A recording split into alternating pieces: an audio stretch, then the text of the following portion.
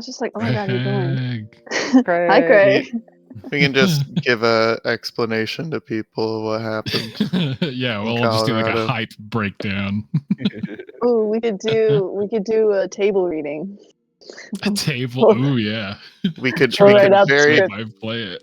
we could very poorly record it on someone's phone, and you just like you have to strain to hear one person because they're on the other side of the table away from the phone. Diehards only. You gotta It's really the give a lost shit. episode. Yes. Last episode. It's We're lost planning video. our lost episode. This is how it works. Okay, so I changed my setup, and oh my god, that's so loud. And hopefully, unlike 2 days ago, my computer won't die multiple times during the session, and I'll have my AC on. Fuck Hey. yeah. Keeping it 3 times cool. on average. That's how many times my computer died. That's rough. I mean, to be fair, it was with the connectivity issues and stuff. It was a really fun session. It was also very rough. Yeah, I think it went well despite everything. Oh, it Surprisingly, definitely did. It Oh, for definitely we sure. did what 2 different conflicts. Hmm. Basically, yeah. Also to confirm, we haven't short rested yet, or long rested yet, right? Because You I'm have still missing not. like 1 health. Okay. Yeah, some of you guys may have some bumps and bruises and missing spell slots and bits, but you have short rested. So double check if you get anything back on a short rest, just for prosperity's sake. I instinctually went to like click things and go back to max, and then I was like, hold on. Oh fuck, dude! Should have been taking Wow. short rests this whole time. Do you actually Why? get stuff back on a You short get like rest? your psionic die back or something. Oh, I get fucking action surge back after a short rest. Nice. Oh, I didn't I don't realize. think I I knew thought it was that. the long one. Same. Yeah, it says. Oh wait, maybe. Hold on. I don't play yeah. fighters enough. Once you use this feature, you must finish a short or long rest before you can use it again. I should have been taking short rests this whole fucking time, dude. Fucking. Yeah, God you should have. God Kellen damn. could have been even more of a monster. Things you learn along the way when you go back and you read through things that you think that you already know. No, it's great for because sure. we can just say in canon that Kellen learned to take a nap. And he's like, wow, I feel recharged, you guys. This is crazy. Honestly, that fits. Like that's that tracks. All right. So previously, in our last session, we watched our party traverse the astral sea on board a ship owned by their trusted friend and companion, one Captain Casper, and his first mate, Glenn, seeing the crew spend just over 2 months progressing towards the Omnisphere through the astral sea, spending their free time training, practicing for their ultimate task of hopefully freeing their former professor, Liliana Vess. Till finally, after a total of 76 days traveling on board the ship, they would finally breach the Omnisphere, entering the last leg of their trip. Though, upon passing through the naturally formed portal, the party and their spelljamming vessel would immediately be sent hurling through a widespread asteroid belt at breakneck speeds.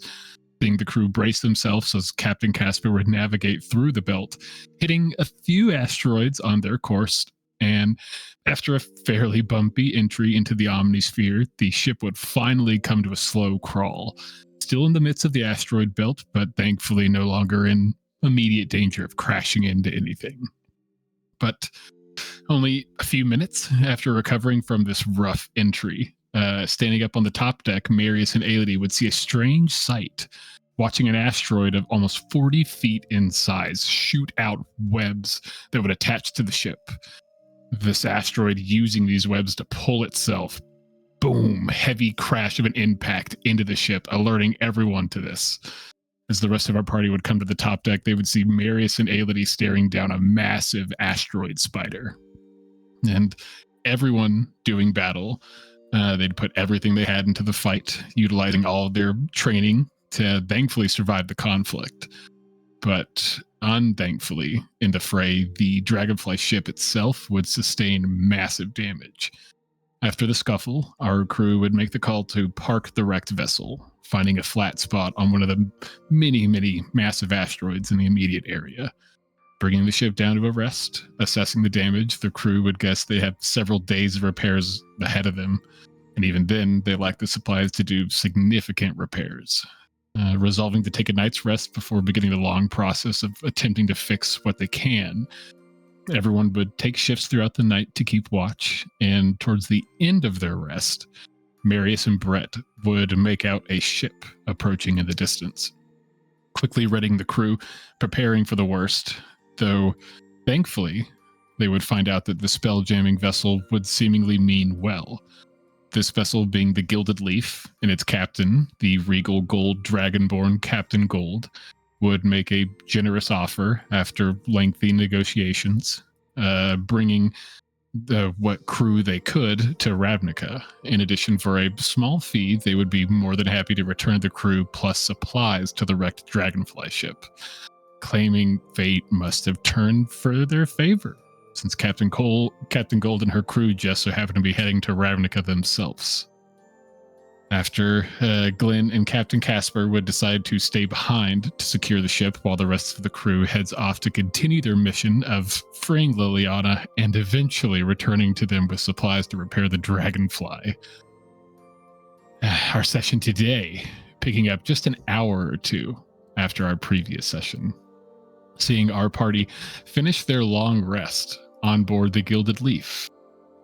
All of you go ahead and take a long rest for me, as you have about an hour or two on board this ship, as you probably would take a light tour, or maybe some of you would poke around on your own. You all would have a little bit of solo time, I would imagine, as there's only about 6 members of this crew. You know, roughly they're the same size crew as you guys. And after again, the pleasantries of meeting many of the crew and their companions, minus the dryad that resides in the ship's sort of central tree. Again, the spell-jamming ship resembling a standard seafaring vessel, though in place of where the central ship's wheel and mast should be, there is a large tree in its place, its roots sort of pressing through to the lower levels of the ship. The spell-jamming helm being located in a room right below, usually where the captain quarters is, but they've sort of repurposed this one. And as the spell-jamming ship sort of continues on through the Omnisphere, again, a couple hours since leaving Captain Casper and Glenn behind, you all would still be passing through the giant asteroid belt. This is hours long in length as you guys are still traversing through it. Not too fast, but at a fairly quick speed. Would our party have anything they'd like to do immediately after, taking the tour? The rest of the crew probably understanding they'd like to be left alone, probably leaving you all up on the top deck as they return to their various spots and positions and activities.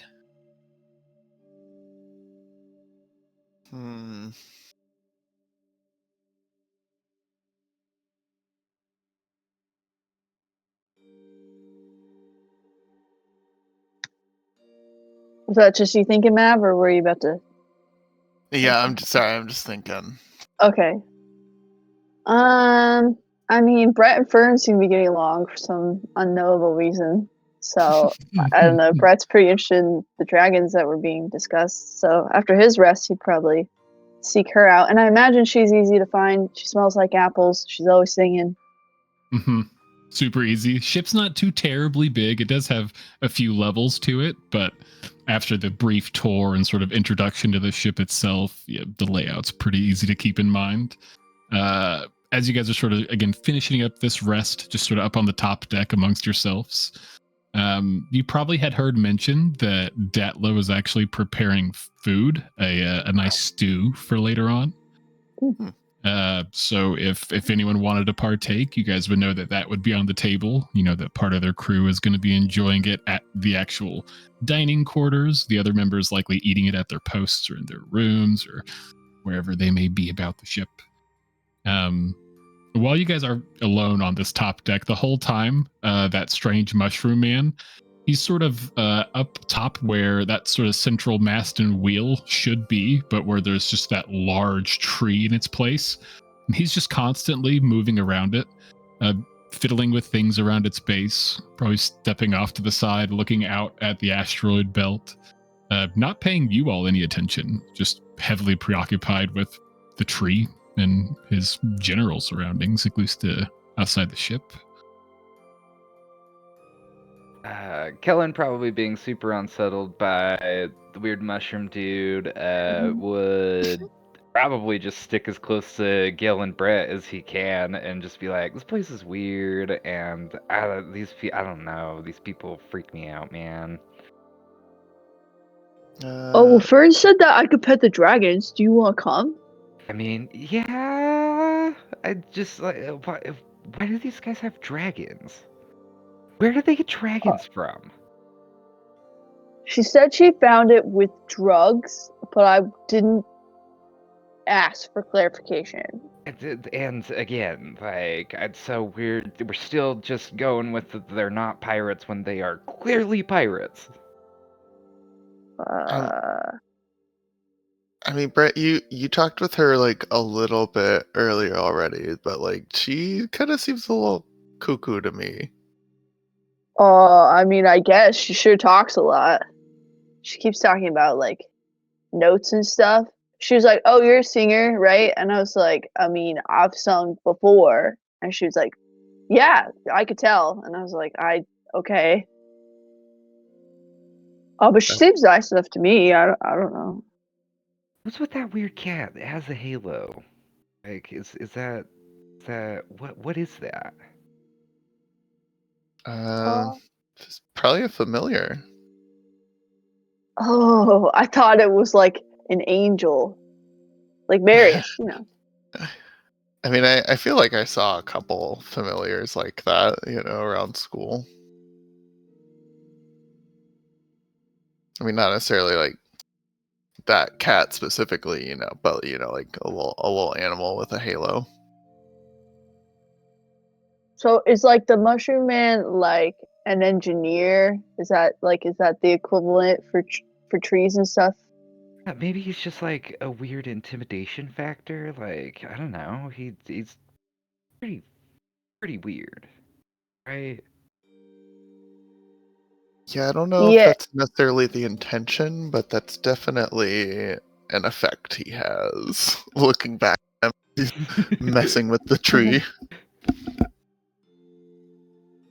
We're like having this conversation on the deck, like, and so he's like right here. I mean, basically, yeah.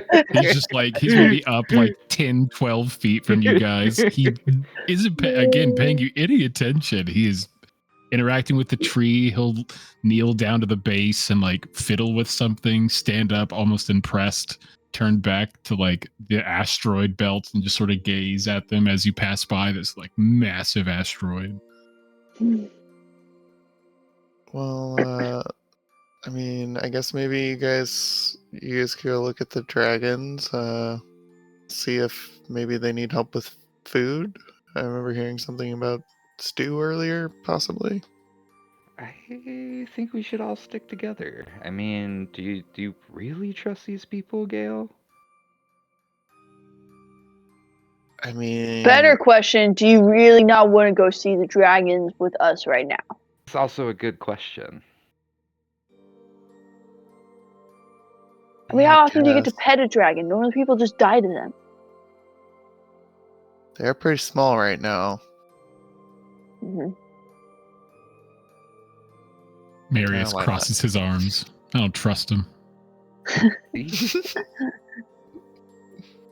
Wait, you don't trust anybody. Or... Yeah, he probably moves over to Aelidy's side. Leans up against the deck. Well, they got it good. Real good. They got it good? That's what he said. Yeah, they got it good here.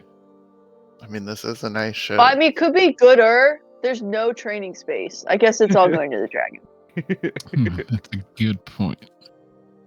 Speaking of like training and stuff, like, do you guys think these people are capable individuals?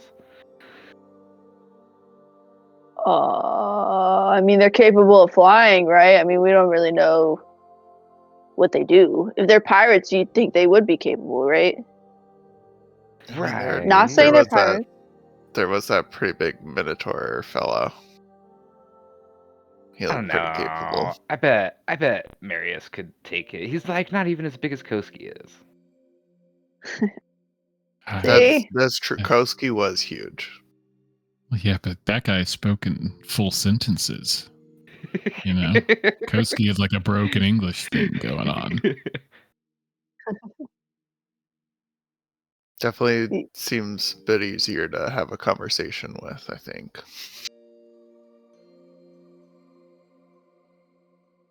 Do you even want to have a conversation with him? Oh, no, definitely not.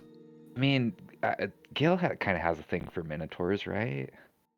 Whole thing with What? Coach Gorn. You shut your mouth. She blows wind in your direction, knock your head off.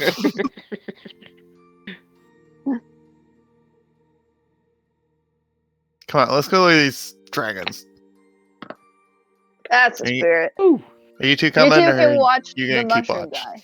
Yeah, keep an eye on that dude. He seems pretty suspicious. Yeah, Aelity looks at Marius. Yeah, we'll keep an eye on that guy. He's a little shifty. Okay, so which set of stairs? Looking at the 3 different sets of stairs. You would know that this one leads you right down to the food quarters. These 2 immediately by you. They just lead you up to right where that crazy mushroom guy is. So you'd have to go to the interior and then use these stairs and go down to this level. Yeah, I see. All right, let's go this way.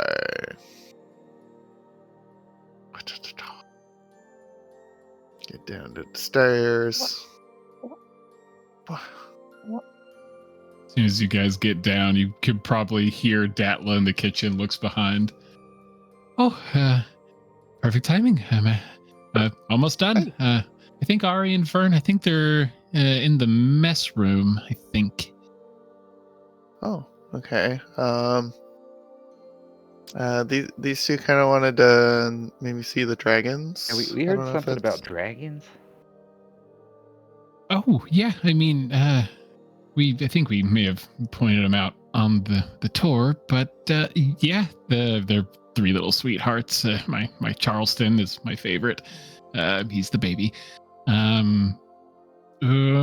mean, if you guys want, we're actually, I think, gonna do a feeding for them after we eat. We'll probably let them out of the pen, let them roam around. Oh, doesn't that sound fun, Brett? He's like, yeah, it does. So do they breathe fire? Do they eat fire? Are they fire? Do they really? They're all different. Pebble, yeah, more of like a sand breath, kind of strange. Charleston, it's like a poison splash. He's adorable. It's like acid, just. Inyo, fire, really hot, super hot, dangerous fire. But I mean, honestly, she doesn't really breathe too much. Honestly, she's kind of the shyest. Huh. Hey, you guys go sit down. Do your other friends want food? They eat, yeah. That's the question. It's fine. I mean, I can bring it to them. The mess room's kind of small. It'll be tight with you guys in there too, but it's no big deal. I think they just kind of want to keep watch, after that asteroid spider attack. That's right. Well, you're gonna have to tell me that over dinner. And she kind of turns back to this big old pot and is 2 hands stirring it. Was a Well, I can big help you pot. out with anything for like carrying things. Not to say you can't carry things. I'm just like really good at carrying things. Ooh, sure, yeah.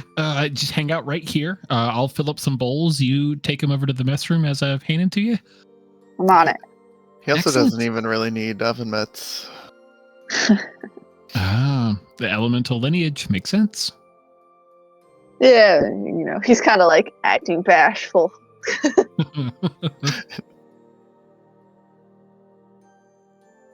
And after a couple minutes, she'd hand you some bowls. Just go take those to the mess room for anyone that hangs out in there. When you come back, we'll probably get some for your friends. Captain Gold, Kreischer, they're probably in the command room. But it's fine. We'll get them last.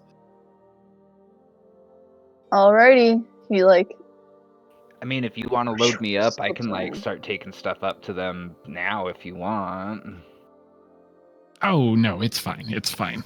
You guys go sit down. You're our guests here. Can't be having all of you working from minute one. As soon as Gail hears that, she's just like, well, starts walking. I think you'll have to go up and around, Gail. No, there's doors that lead over here. Oh, okay, good. Gail is always one to take someone else's hospitality when offered. As you guys are probably walking over to this side, you probably get a much better hear of it because you probably had loosely heard it in the background. But as you get closer, you can hear Fern singing a beautiful high note. And Ari actually has these bongos out, and he's sort of banging in rhythm as she begins little loose melody. And as you all enter, it's just, oh, well, I didn't think you'd all join us for dinner. This is so exciting. And Ari scoots over in his chair. Yeah, I mean, it is stew night. You guys should have been here a couple of days ago. We actually had some really good brisket. It was delish. I don't think I've had Well, a good brisket in a minute. the stew smells great, though. I think there might be some leftover brisket in it. Here. Set it down at the table. Towards the end of the trip, this is how it goes. We start scrimping and scraping before we get in. What even brings you guys to Ravnica anyway? Sounds like a long journey. It was for us. It's not really all that bad, honestly. I mean, over in the Heart Sphere, it's just like a sphere over. I mean, that's where we're from. Oh, well, Barn's not from there, but that's where the base is, I guess, for the ship. It wasn't too bad. I mean, as far as we got some package we're delivering, and he looks at Fern. Yes, it's a very special task. Miss Fortune herself gave it to us, special selected. And Ari's waving her off, she romanticizes things. We're just doing her a favor. We're good friends. The drugs? Drugs? I mean, I heard that that's where you guys found dragons, and so I was like, maybe they're delivering the drugs that they found to this individual. No. Again, she romanticizes things. They were preserving the eggs in some fairy dust. Yes, it's drugs. It's also a magical component. I'll have you know, first it was, and then it became a drug. I mean, so on, so forth. Fairy dust has many uses for spell casting. See, she gets it. You sound just like Datla. She's always saying that. We got some fancy set of armor you got to give to the Zeo person. I mean, Captain Gold has all the info, but we're just the crew, I guess. Oh, so you guys are muscle? He's trying not to sound skeptical, but it is really obvious on his face. Fern chimes up. Yes, we're the muscle. And she plucks out this harp that she pulls out, and Ari sort of shakes his head. Muscle. I mean, honestly, her and her friends, they save Bilgewater one time, and they think that there's some sort of legendary heroes. And Fern gets like real like angry in his face. You weren't even there. I died. And like sits back in her seat.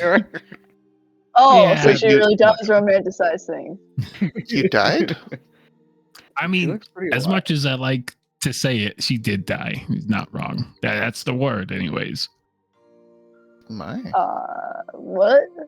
I mean, I myself had a near-death experience recently. She like pushes her hair back. And Fern looks at you. Isn't it freeing?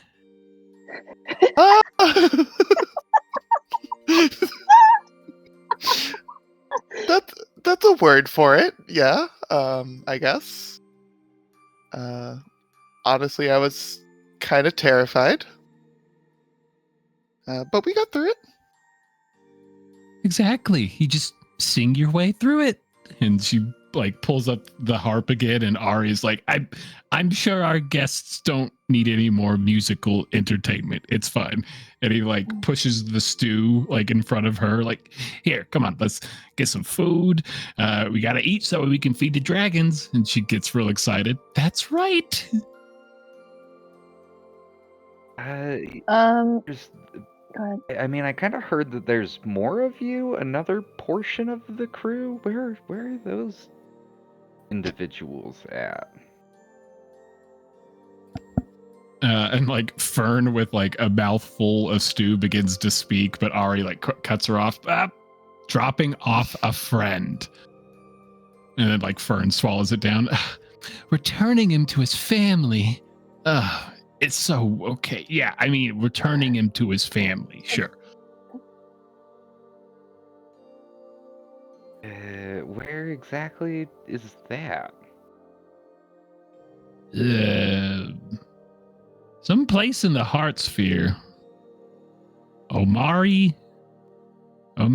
I don't know. Huh.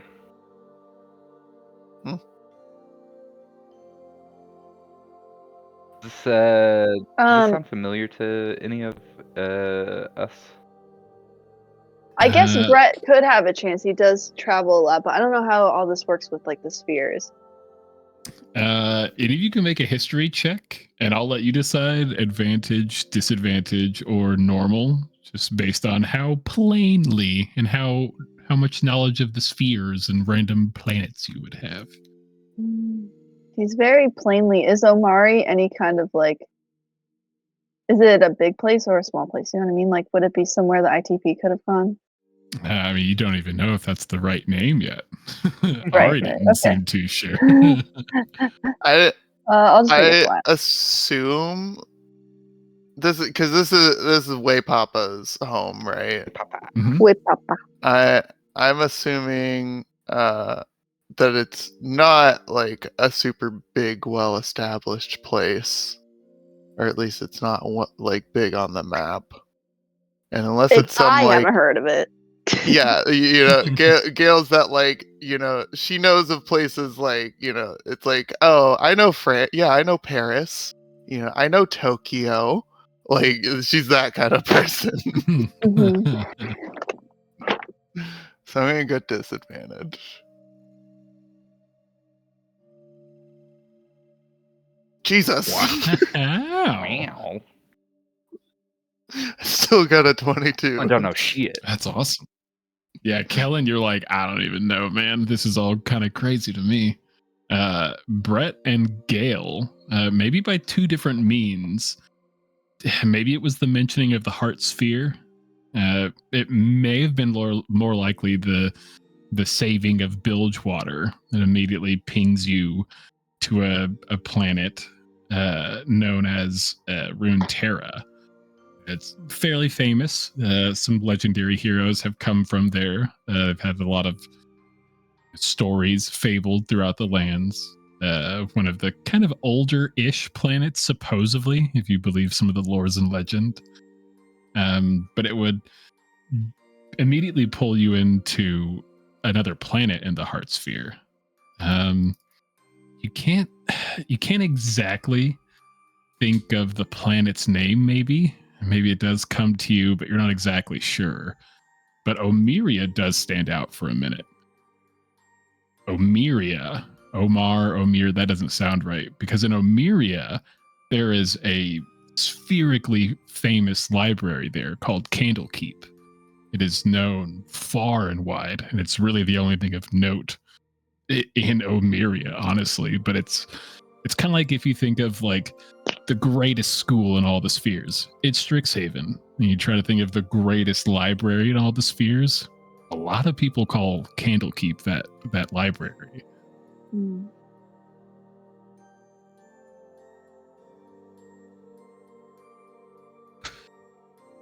So both of you sort of come to that as far as like the only notable place, and maybe if one of you say the name like Omiria, Ari would be like, "That's the one." Mhm. Yeah, Gil would probably be like, "There's a Omiria in the Heart Sphere." Yeah, where that Candlekeep place is. That's what Yeah. that's what the Yeah, they've word got that is. library there. Oh, the Supposedly a heart big deal. sphere. So I mean, Yeah, we Mhm. did a couple shows there. not to. I mean, I've never been personally, but I've heard about this library. People talk about it a lot. Well, maybe not necessarily, but they're talking about like the greatest library in all the spheres. Candlekeep. Oh, right. He's like only recognizing these things after you guys are saying them. But he knew them. He just, Needed just that had to little have them- push. Yeah, you just needed to have him pointed out. he's been to a lot of places. That's what I was about to say. Like, you've been to so many throughout your lifetime that it's like you need those leading details to be like, that's Mhm. right. So what is this? Is this guy like some scholar for the library? And Ari lets out a pretty good chuckle. No, wait, Papa. No, great with magic, though. I mean, he's pretty slick with it. He actually cured one of our other crewmates of a real nasty, like, freezing thing he had. Oh, Hmm. Not what happened there? They said he ate a mushroom. Again, that was just right before I showed up. But yeah, some frozen forest, and Fern like sort of looks over. It was a frozen moon, ice as far as the eye could see. And it was a forest. There were trees, but covered in ice. Silly Elon, he's so curious. And he just ate the mushroom. Well, it was just a little bite. Now, see, Brett, this is why I smacked that mushroom out of your hands in the swamp a while, like way back. Remember? No. Yeah, so you don't even remember. Maybe it was the mushroom. No, because you didn't eat it. Oh, right. so not to eat food or anything, but did you guys happen to send your fighting crew on that mission? Hey, look, Captain split us up as she saw fit. I think we're the strong crew. I mean, we got to stay with the captain. I mean, yeah, I don't see this Elon around here. Oh, he's a smart guy, though. Big in brains. Not like Datla. It's like a different kind of smart. Yeah, the kind of smart where you still eat mushrooms that kill you. Yeah. Oh, man. If Sammy was here, What? whew, you guys would be thinking twice.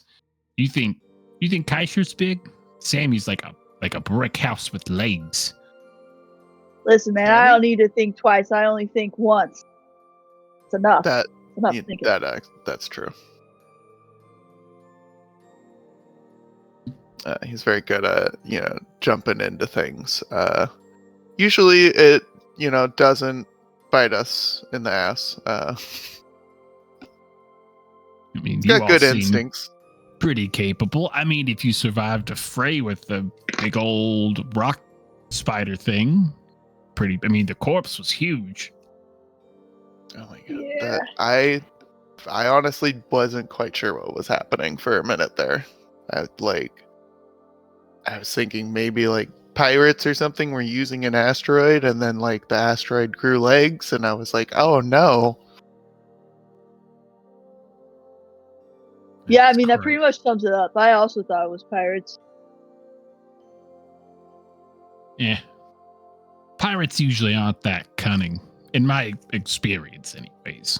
It's like they're a hammer. They see everything as a nail. You know what I mean? You smash nails. Yeah. Exactly. He gets it. Have you guys run into the pirates? Close. When we was out in the astral sea, coming this way, we saw some Gith Yankee pirates off in the distance. Kept our cool. Luckily, this baby's pretty fast, and he like knocks on the wall of the ship.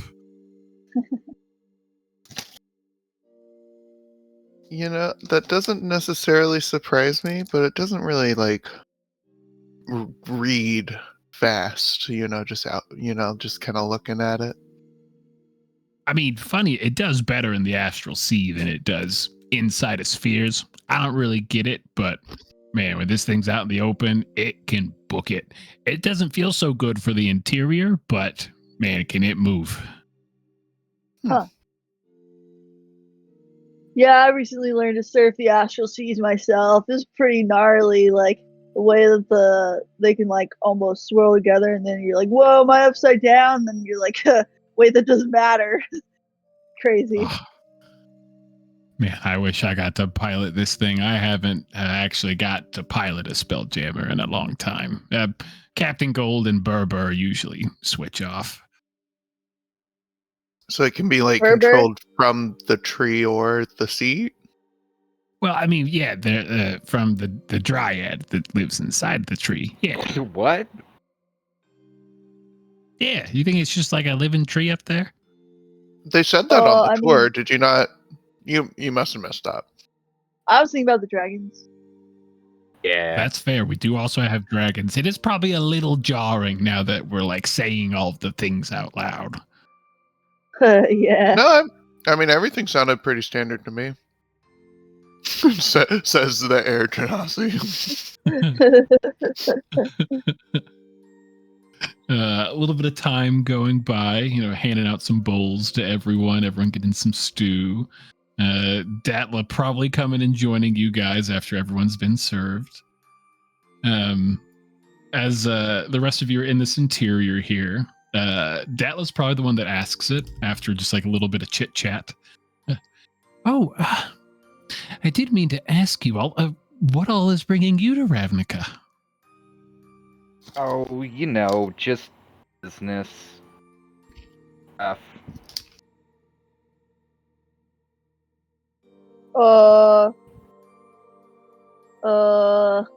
Brett doesn't know what to say. I mean, Brett's a pretty famous performer, and so is Marius upstairs. He really doesn't like to gloat or anything, but he's had a pretty big musical come up throughout the years. Yeah, that's true. Marius hates when we talk about our traveling. He's so like shy and stuff for a performer, and kind of angry. I mean, Yeah, really doesn't like to talk about his past at all. Fern probably like lights up. You're a traveling musical act? oh, he's the music. I'm the act. Yeah, and Gel's like the special effects and stuff, and I'm just like the man, and me and Aelity, we're just like management. Honestly, I just really wanted to, see Ravnica. I mean, a city as big as a planet. Can I get That is how it is, right?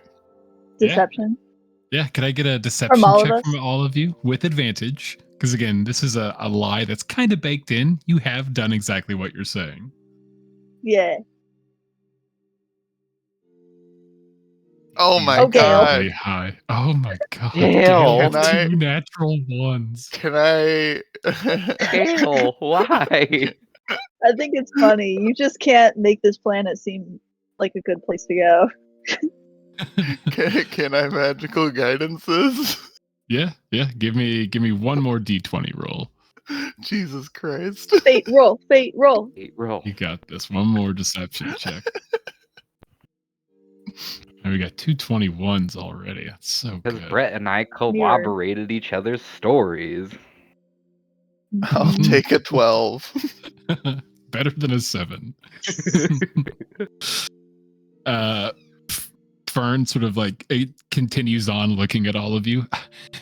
Me and Ari here, we have been practicing our musical cooperations a little bit. And like Ari sort of sighs. Look, when you spend a lot of time on board a boat, you find any way you can to kill times. And yes, we've gotten pretty good at carrying a tune. And Fern sort of like lights up. Maybe we could join you in a performance, or at least watch. We would love that. I mean, we could certainly do some rehearsals during our travel. Sounds like you guys are like busy with your fancy delivery. It's just like a suit of armor or something. It's not even that big of a deal. And Datla like sort of like pipes up, getting mad. Suit of armor? How dare you? That is borderline blasphemous. That is a Helson Mark 72, an experimental test model that we are dropping off to the one and only Zio the Monomind. She is like offended. And Ari like has his hands up like, okay, sorry, didn't mean nothing by it. Do a history on that. Yeah, you can give me a history check. If you think you know a lot about like artifice-y work, I'll let you give it advantage or disadvantage if you don't think you're too I knowledgeable. do not know. No, yeah, never heard of Helson Mark 72, whatever that means. I'm sorry. Was any of that in common? Like, what did you just call that? I think that was a bottle of wine. Definitely sounds like a brand name, but I don't. I don't really know tech. And Datla almost looks like a little dejected that no one is there to like help her in defense of this like amazing thing. Helson is a renowned crafter of construct beings, warforged, living entities that are crafted rather than naturally born. This model, the Mark 72 that we have on board this very ship, is an experimental model crafted by Helson himself that we get the honor of personally delivering to Zio the Monomind. Oh, is that what that? Like, did he make that Q thing too that you guys have up there?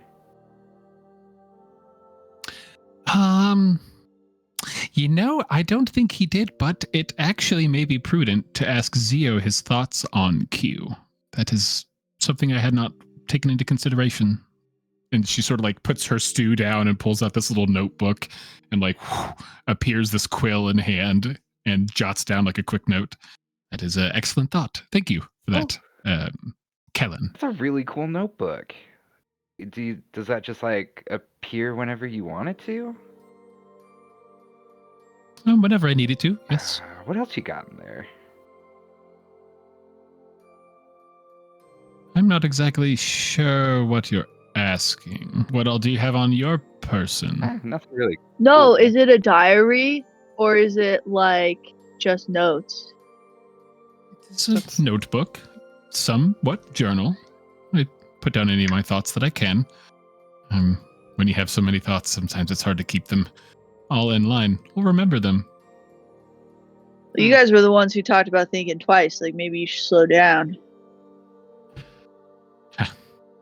Right. Not the first one to say that. Hey, it's okay. You know, hey, I was thinking I'm a little pent up too.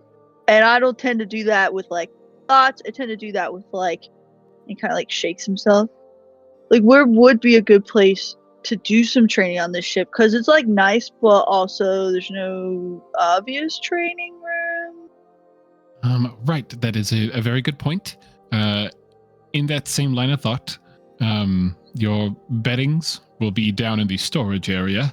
And while normally I would say you feel free to practice in the storage area if you needed to roam about or do exercises, but we do have the Helsing model down there, so I hesitate to give you free reign. I would recommend the top deck, possibly. Right. He's like, I can only do like 3 cartwheels, but keep them really tight. Well, and I mean, just to that's fine, throw that's this out there, I mean, we're kind of like stuck on here with you guys, so I don't think that you have to worry about anything happening to that, because, I mean, you know where we are. I think you misunderstand me, friend. We are stuck on board with you, and you could easily damage it and ruin this test model before it even arrives. I mean, that is my concern. I don't worry that you all will try to plunder us. You seem like kind enough folk. Like the most graceful and like nimble guy out there, though. Show him, Brett. He does a one-arm handstand. Can I roll This is for such that? a small space. Yeah, that's why it's impressive. No Give other me a reason. performance or acrobatics. I'll let you pick what the flavor is. He wasn't given a character. Jesus. He wasn't given a character. Oh, here, let me illustrate that for you. 27. There you go. There's nothing to worry about. Oh, the flavor is that he's holding his bowl in the other hand, right side up. Oh, nice. He like adjusted it like while mid going for it. Yeah. Kellen, I can't eat like this. It's just for demonstration, bud. You can eat. Okay, stand up. Okay. That is really impressive, but like she does have a point, guys. Like, you know, we shouldn't necessarily practice near the valuable goods. Exactly, and I'm sure you can do plenty of one-handed handstands on the top deck, just as well as you could in the storage area. Also, like, it's going to be a much bigger area than the storage area. You're going to actually be able to move more. And you could always run about. Oh, I don't mind. I just was asked to show off. I would imagine you would also be free to run about the whole of the ship, if you so choose. I know that could be a bit disorienting for some people, walking on the underside of a ship like that, but it's available. Oh, yeah, true. Brett feels a lot better. That's much more space for him to like really stretch his legs out a little bit. I didn't get it till you said underside of the ship. I heard whole, not whole. That's fair. He can run around the perimeter along the side, like. Yeah. You guys are you look out the window, you just see Brett running. You see a flash of red, just pew. Just like his foot.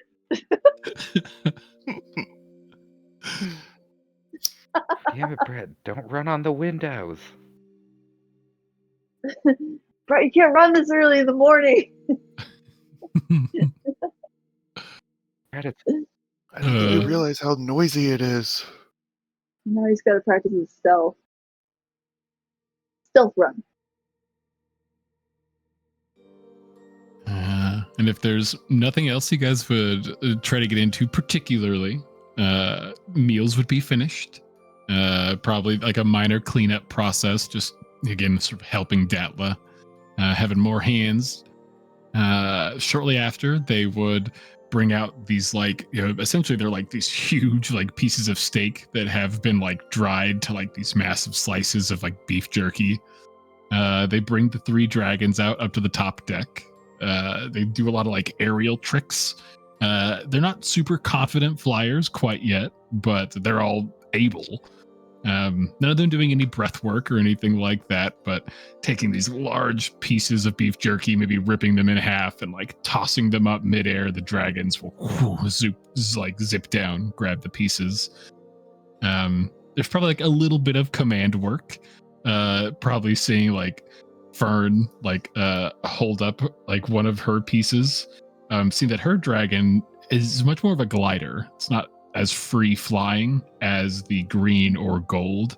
It very much will like run and jump off and sort of glide, and it can ascend a little bit, but it loses momentum at a point and has to touch back down far more often. Yeah, but that's the sand dragon, right? Yeah, it's a little more ground based. It's a good glider. That makes sense. Pudgy.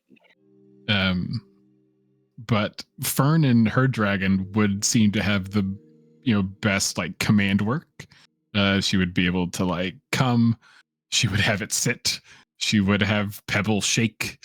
You'd see this little like dark stone looking like dragonling being fairly obedient, while the other two, the golden one being Inyo, the green one being Charleston, they are obedient. They're not wild. It seems like they've at least had a couple of months to sort of train these dragons up. Does anybody here speak Draconic? I feel like Marius might. Am I imagining that? I don't think so. Nope. I only have these. Let's see if Aelity does. Aelity does not. I can speak the language of fire. Language of fire. Fire. Marius does not. So none of you guys understand it. But Fern and Datla would be communicating lightly. Kreischer would be out as well at this time. He's working a lot more with the gold one. You guys getting the vibe that Pebble, the sort of like brown dragon, belongs to Fern, obviously. The gold one, Inyo, clearly belongs to Kreischer. And the small green one, Charleston, belongs to Datla. They're all various forms. Kreischer having the most communication. It seems like Datla and Fern, they're using a lot of like one-word commands or like small lines of communication. Kreischer, fairly fine sentences. And all of the dragons seem to be speaking back in languages that none of you understand. So it's kind of crazy to watch this go down for like an hour or two as they're like getting a workout with these dragonlings. At one point, I'd make my way over to Marius, try and get him to share his flask with me. He's probably Like, just like shaking there his wasn't- head. There wasn't any wine at dinner. Like, what the fuck? I knew I didn't trust these people. Try to tell you. Oh, hey, by the way, if anybody asks you, we are a traveling musical act. We didn't give them much information. Just told them that you don't really like to talk about your past a lot, but you and Brett are kind of the stars of all of this. Just so you're aware. That's why we're going to Ravnica. Oh. I just figured you guys would have told them everything all at once. I'm impressed. Well, I let him take the lead. Taking a sip of the flask. Mary is slightly impressed, just like gives a nod, takes the flask back from Gale, takes his swig, passes it to Aelity. She takes her giant gulp before handing it back over.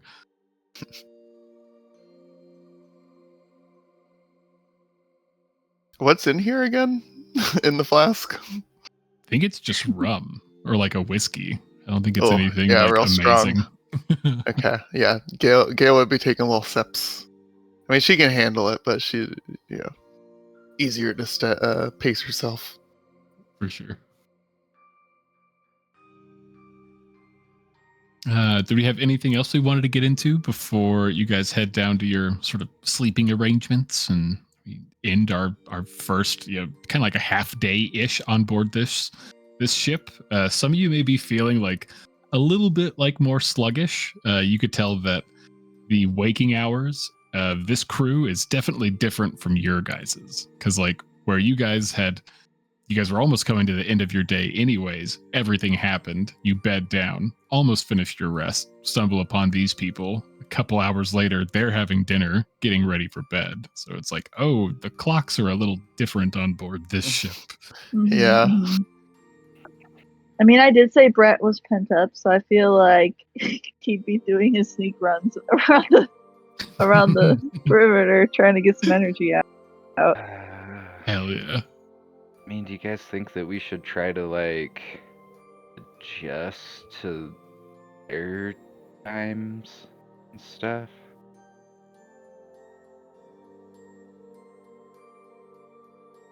I mean, I don't see why not. We're gonna be with him for a little bit. Haley kind of nods. I mean, yeah, we got like 9 more days on board this ship or something. I guess I don't know how the time change works all of a sudden, but yeah. Yes, and I mean, Marius, you don't have to sleep, so I guess we're staying, and it looks like Brett's just gonna run around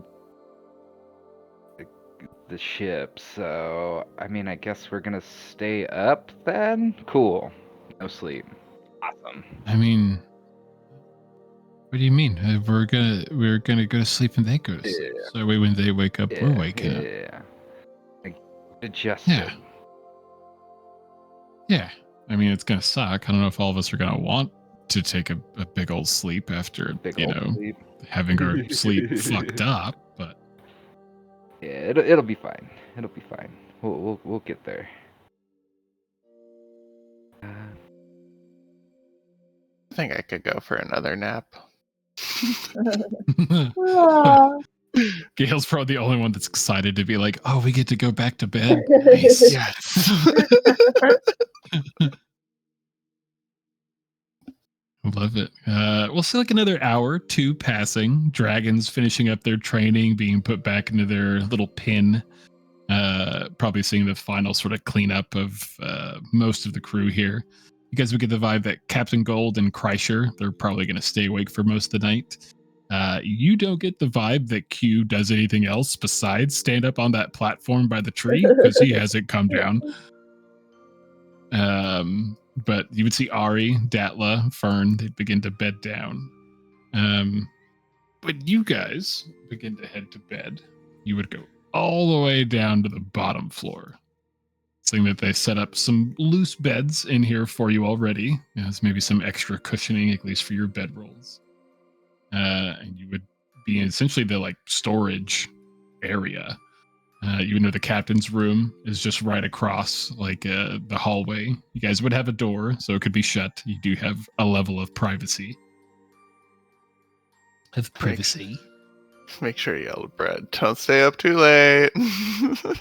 Well, luckily it looks like he's, a little more tired than normal. He did like take some pretty nasty hits during the fight, so it looks like it doesn't take too much of him running. Maybe it's because he like was sprinting while everyone was still awake. So he'd come down after not too long.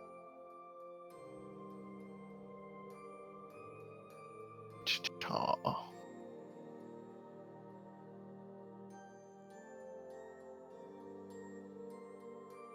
Marius probably just like sitting on that large crate by the door. I'll be lookout, I guess. I mean, Kellen said it. I don't need to sleep, so I'm good. Just make sure that weird. Yeah, you can read your book. I don't know if you really need to keep a lookout, though. I mean, I feel like these people are pretty I don't trustworthy. trust him. Mushroom guy literally has not come down once. Like to talk to anybody, to do anything. He's fucking weird. I don't trust these people. How do you know he can talk? I mean, I didn't see a mouth, so you shouldn't make assumptions. I didn't see a mouth either, but I'm pretty sure he said stuff when he like made the body of the asteroid spider all mushroomy. I'm not sure. Hmm. I trust him. I think he just really likes plants, I guess, or something. No, but like, does he not hang out with other people on the ship at all? I I mean, he's he's hanging out with the tree. He's a warforged. I think. I mean, they were talking about how someone else maybe made him, right? Like, They didn't seem to know that much about him. Did they just like get him recently? A new acquisition? Maybe he came with a boat. Maybe. maybe he doesn't know much about himself. Maybe.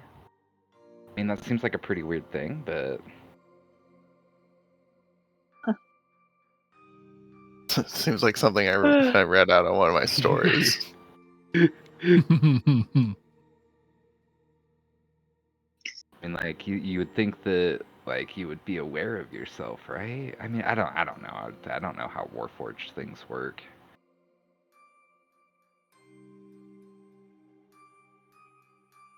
Well, I mean, if you hit your head hard enough, I'm sure there'd be things you forgot about yourself. And I don't know if that's exactly how a concussion works, but Or maybe it would ignite your spark. She like sits up in the bed. I mean, I'm pretty sure we've all taken really massive hits. A lot.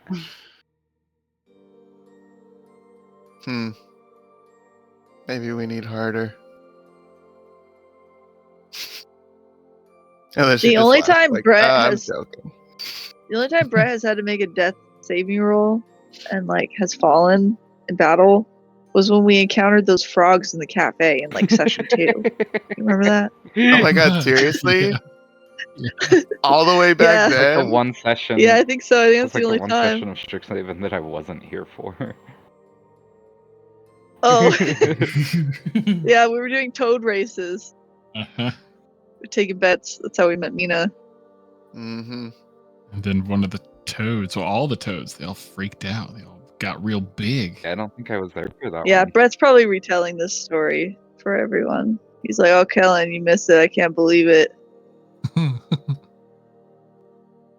he's like getting sleepier and sleepier as he talks, because he uses just as much energy to talk as he does to run. Okay, buddy. It's. His hands are I waving. think it's time to turn in. I think. And then, I pass Yeah, out. Gail falls asleep during this story. And then, Okay. Good night. Good night, guys.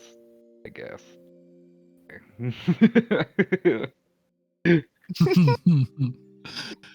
And as our party beds down, finally get some rest, you all know you have about 9 days of travel left on board the Gilded Leaf.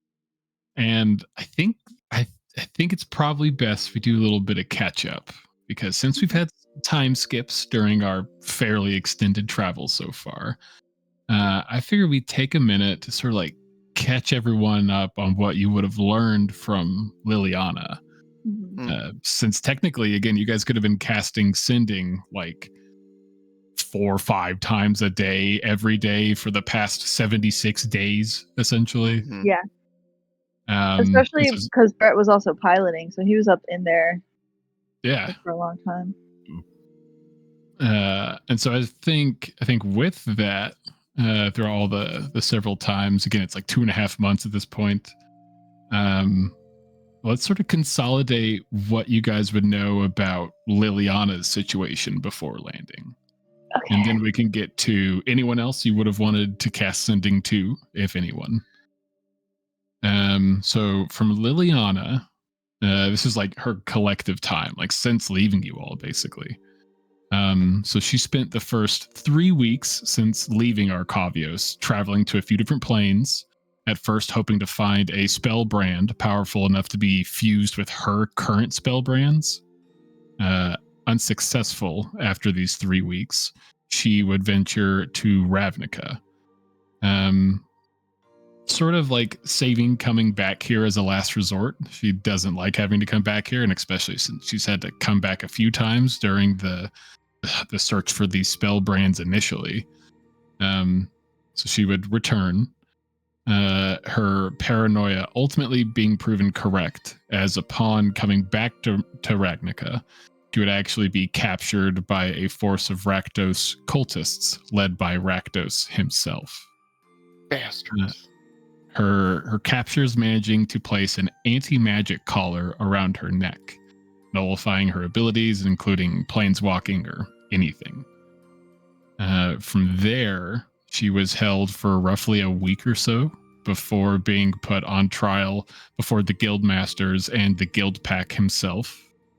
The guild pact kind of being like the person in charge of all the guilds of Ravnica, like their word is law, basically.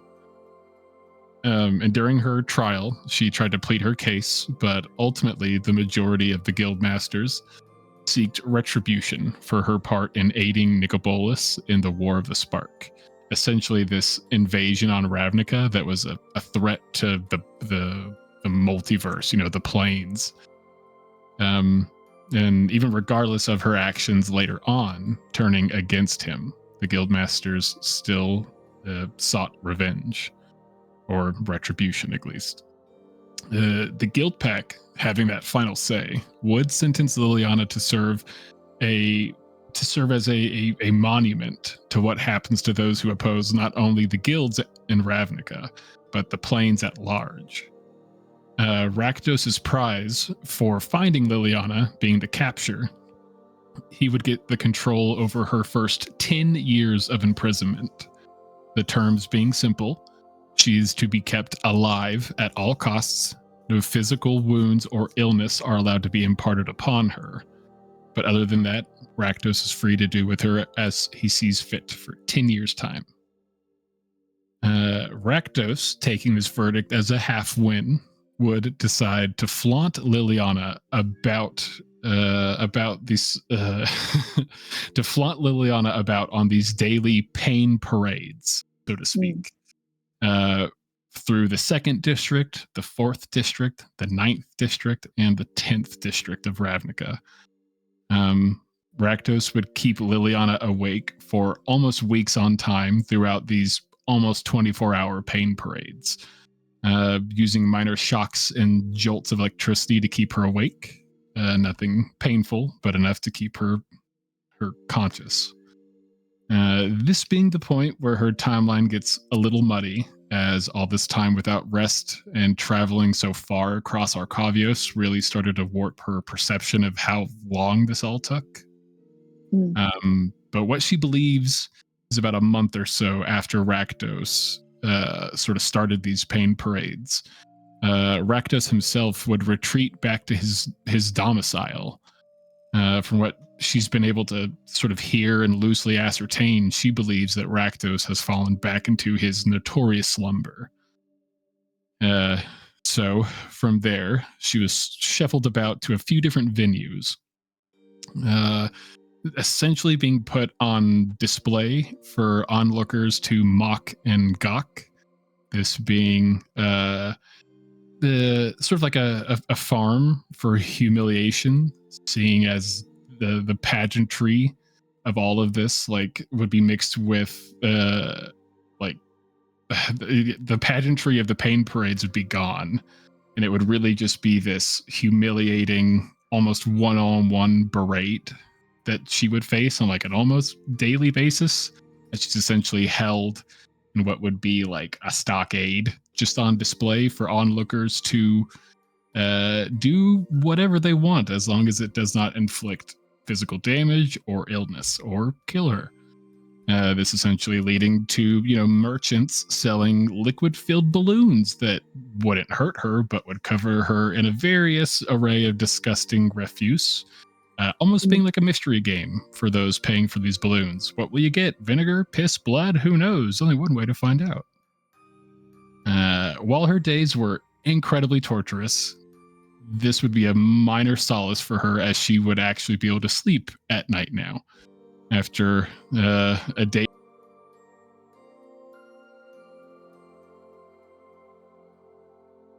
Oh no, Matt, I can't hear you anymore. Yeah, I Be held on for a while. God, it came back. Oh. It suddenly cut out weirdly. Said after a day. just right near the end. Oh, so after a day on display at a certain venue, she would be brought into a small chamber, like a holding area for that night. And then she would be brought to a different venue, have the same thing happen on a public display, just like a public shaming in a different locale, different part of the city, as far as she could tell. All of this eventually leading up to Liliana's current standings. She would essentially move from that to the most recent developments, which is her being held in a small dark room, loosely the size of a coat closet maybe, for most of the day. Though randomly, she would feel the room raise, as if this small holding cell is being shifted up and down. She would raise to what she could tell as a stage floor. As her sort of holding cell would come up, the walls would be dropped down on her small room, and Liliana would be in front of a crowd of people. People laughing, mocking, openly insulting her. All the while, as performers would dance about the stage and depict crude scenes of the War of the Spark. Performers' dialogue taking pot shots and jabs at her all along the way. Liliana confessing that she sort of has tried to take as much detail in from this room, from this area, this stage, but the lights are so bright, it's so disorienting. She's only on stage for 5-10 minutes before her walls are boom, pulled back up. She feels this small room descend back down, and she stays in there for hours, days at a time before being brought up to this same strange display that she's being put on.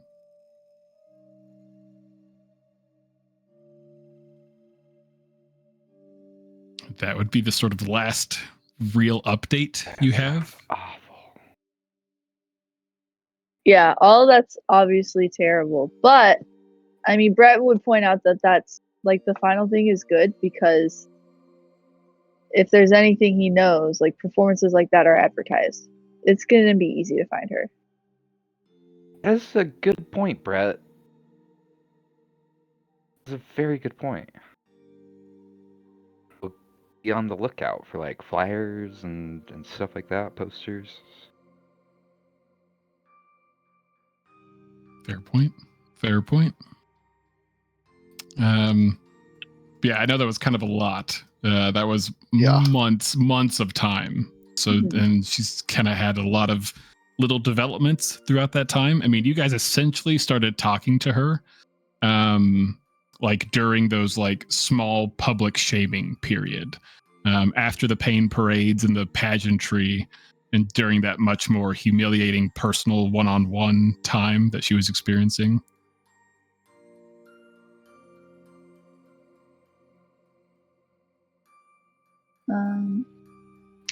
Just adding this to my notes. And if you guys had any other questions about that, I mean, again, could easily assume that over the 2.5 months of travel, you guys could easily ask some inquiring questions. Yeah. Does she have any idea if the collar can be dispelled, or does it need like a physical lock? She would say that if the dispel actual casting is strong enough, it could nullify it. She doesn't know what that power scaling would be. Yeah. She would comment she believes that there's a key involved. She doesn't know how. She can't feel an opening, but has to be some way to get it off.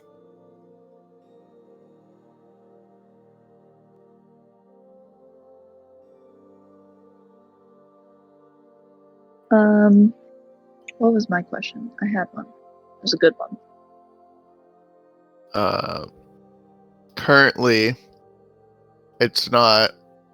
She's like basically stuck on this stage set. Like, it's not like she's in another cell and they like bring her out when they're ready for a performance. She's just like, her cell is the stage set. I mean, kind of, sorta. It's very much like she's being held in like a coat closet. That's like her cell, is this small little room. She can't even lay down or anything. But randomly, it random times to her. You could tell that everything that's happened, it's just hard for her to gauge a lot of like particular timings. But she would feel her small like coat closet room like shift up, and then the walls would just all four would drop down. And she's on this stage, this weird performance is happening, and then a couple minutes in, maybe 10 or so minutes, the walls would pop back up, and then she'd feel the room descend back down, and she would just be in that small room until the next time the boom would open up. Nope. What's Weird. what's the setup like on stage? Like when the walls drop down, is she like secured in place? How does that work? She like can't move past the barriers. She thinks like it's the collar that's stopping her, because when she tries to like step off, she feels a pull at her neck at the collar, not wanting to pass the area. So she thinks there's something in tether with that. So I mean, even if you can't get the collar off, maybe dispelling whatever is happening with the box, maybe that could do it. If you can't figure out a way to get the collar off. The stage is pretty simple. There's sort of like magical, like shifting backgrounds and everything, like depicting the city in various states of like war and chaos. And then towards the end, the city becomes peaceful as like the final mockings of her failures come into fold. And then boom, she's dropped back into her cell. I know that she's super like sleep deprived and all of this crazy shit's been going on, but does she notice anything about the people that are on stage with her? Are there any other people on stage with her at any given point? And does she remember anything about like what's being said? Like any names of anything? Everything that's being said is constantly in reference to her part in the War of the Spark. This being how she was essentially like the lieutenant of Nicobolus. And she was part of the like forces that like led in with this army that essentially was helping him take everything over. What people don't want to talk about is how she did turn against him, and she was the ultimate reason why the war was won. But people don't want to talk about that very much, at least in Ravnica. Yeah.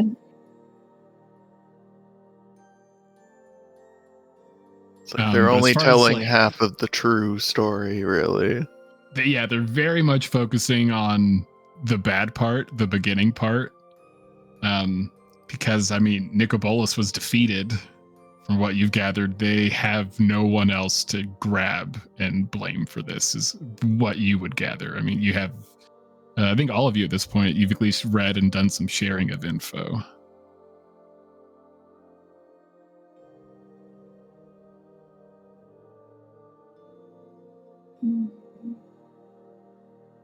But as far as like other performers, there's one smaller performer on stage with them, and they are dressed up in this like caricature of Nicobolus, this what is supposed to be this great, powerful dragon, but is like dumbed down to this like silly caricature that like bounces around stage, like essentially mocking himself, mocking Liliana. Almost like mocking the crowd a little bit. Like it's very much intentionally meant to get the crowd riled up. So there's a lot of like verbal things spat out. You would also, I mean, I guess, you would probably also be able to learn that it's not common, but if the crowd seems particularly riled up, they will do a best insult contest where they will pull members of the crowd to fly insults at Liliana. The best person gets their meal and drinks comped. Do they do that from the crowd, or do they get brought up? No, it's all from the crowd. Yeah. If they don't let like anyone get too close to the stage or anything like that, and that's something Liliana would sort of comment on, is like even when they were doing the like public ridicules, they would have one or two guards there on post, and they wouldn't let people get within like 5 or so feet, but they could get pretty damn close to her then. So it's very much a try not to let anyone get within hand's reach of her. How close are the closest seats, and how far are the furthest seats from her? She thinks maybe She's about center stage, thinking to like some of the closest people. Maybe 10, 15, 20-ish feet, maybe. She's kind of raised up a little bit just because of the elevation of the stage, but yeah, 10, 15-ish feet, maybe. Okay. She would comment that she thinks that there are some sitting tables. She thinks there may be some like standing, like freestanding tables where patrons just stand around, almost like a little standing tall table, basically. Yeah, like bars. Yeah, like a little freestanding bar, basically. Whatever that place is, I don't know, has like a restaurant, a club type vibe. It doesn't seem like a stadium or like an auditorium or anything like that. Okay. Sounds a little.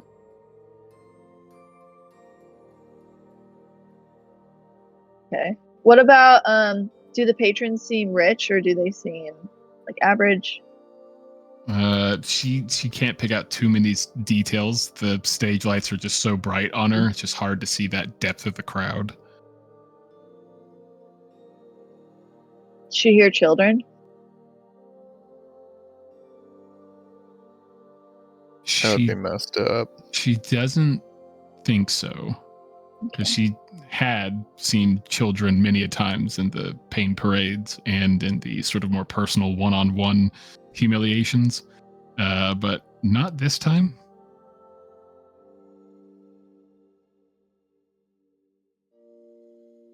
What's her estimate of the crowd numbers?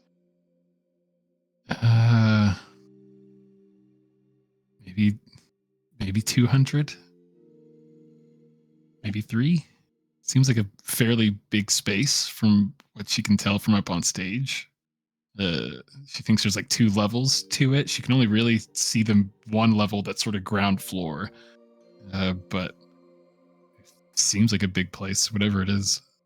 It sounds like a legit theater or something, Brett. Yeah. Theater more than arena. I mean, do you guys think that these folks may know of any place in Ravnica like that? A theater? I mean, are they uncultured? I'd hope they have multiple.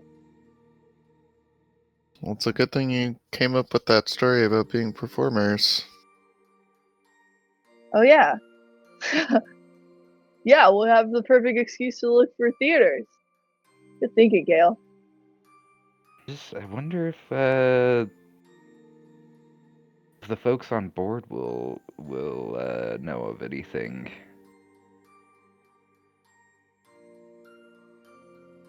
I mean, there's a chance. It sounds like they've been here before, right? Well, they This know is- someone here, so that's more than us. We only Yeah, know someone who doesn't want to be here. This isn't where they call home for the ship. No, they said that was No. hard to do. Yeah. That's right. But hey, what if we get hired in the same theater as like a warm-up act or something? Or maybe even just a different night and we can check the space out. I think that's a great idea. To at least attempt. Thanks. Like, Well, maybe at the very least, it can get us in to just like look at it once. yeah, I mean, we should probably like try to throw together some kind of like act or something over this next few days. Kind of solidify our lie a little bit.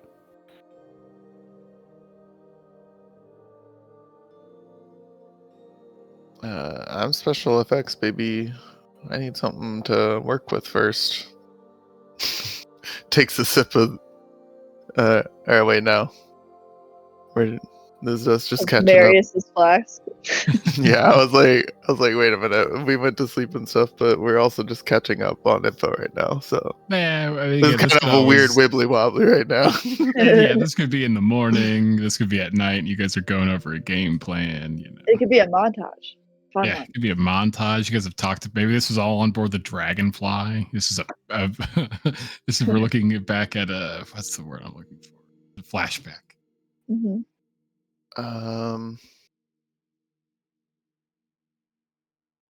Hmm. Did you guys have any other questions for Liliana? I mean, she wouldn't know anything about the sort of stuff that I have questions about now, I don't I think. can't think of any other questions personally. Fair.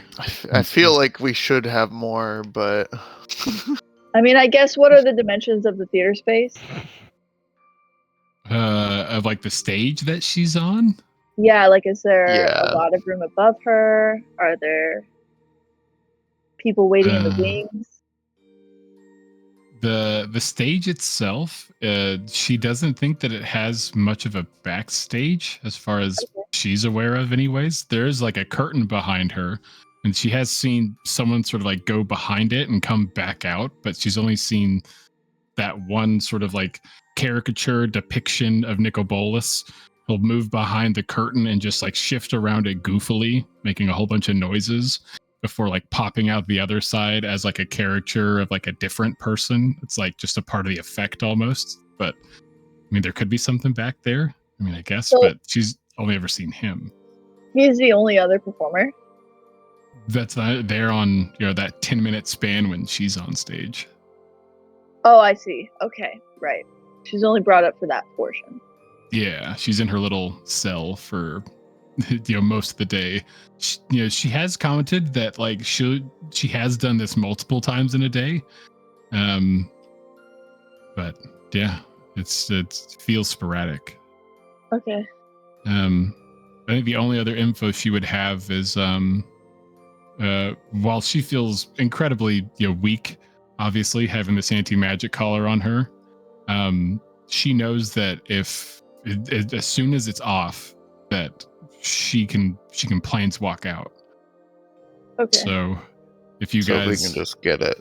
Yeah, if you can get it, you're confident that she can get out on her own accord. So you guys at least don't have to plan for that part, just your escape, whatever that may be. Right, because I she guess can't with you- take people. She can't take people, yeah, but she can get out. Right. Is there anything she wants to tell us? I don't know, I feel like she's already told us everything.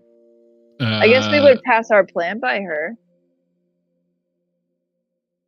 Yeah, once we actually solidify something. I mean, yeah, she thinks that if you can find wherever this place is and try to attend it, the show, or try to get in as like an act, that all sounds great. She doesn't really know what comes before or after her part, so she doesn't have too much to help as far as what may be like a useful tool to play on. But she thinks that yeah, more knowledge the better, however you guys can go about it. She would also probably on a regular basis just like thank you profusely, Brett, like probably telling you to tell other people as well, but she would just constantly be like, and thank you so much. It's like she's going through some shit. Yeah, I mean, Through it. too bad sending's so limited. Yeah. Because he I don't know, I guess he's also not the most long-winded speaker, so I'd like to think he does a decent job reassuring her, providing her some sanity and all that. Makes sense. I'm sure there's like some days where you're just like using sending to like, hey, what's your favorite color? Or like, what's your first meal we're gonna have? Like, Yeah. And also fun updates. Funny stories. oh my god, I have to tell you, you can't tell Gail, but Mina has this new friend. Yes, everyone knows but Gail. Everyone knows but Gail. Oh my god. I love it. Yeah. I love it. Okay. So before we get on with, the general activities for our next 9 days of travel, we don't have to role play it all out too much. But I want to see, is there anyone else over these like 2.5 months that you guys would use sending to communicate with? I mean, Brett's always talking to Quent. I feel like that's assumed, but That's a given. do you guys yeah. have anything? That's a given. They're talking every day with the sending stones. Yeah. So is there anyone you guys would approach Brett to contact? I mean, Helen's kind of curious as to why Elle. I mean, she could have had just all of her problems just wiped away right there. Why did she tell us to leave? Why did she essentially warn us? You want to do that? Brett's like looking at you like. Oh, I want to kill her. Deadpan.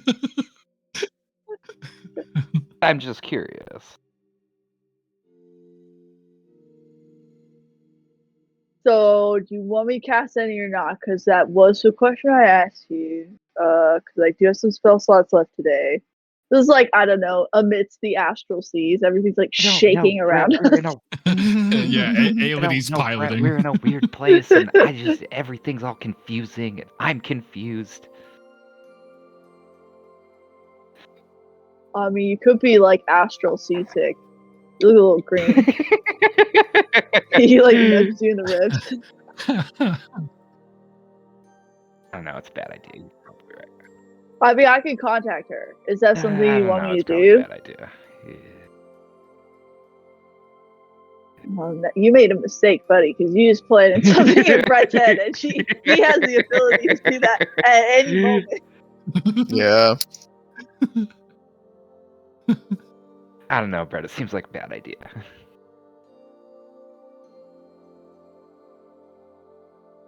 Again, I'm so curious. Brett does not look like he thinks it's a bad idea, just so that you know where he's at. I mean, fine. Just do it. Do it. Do it. Do it. Do it. I think of that every time someone says do it.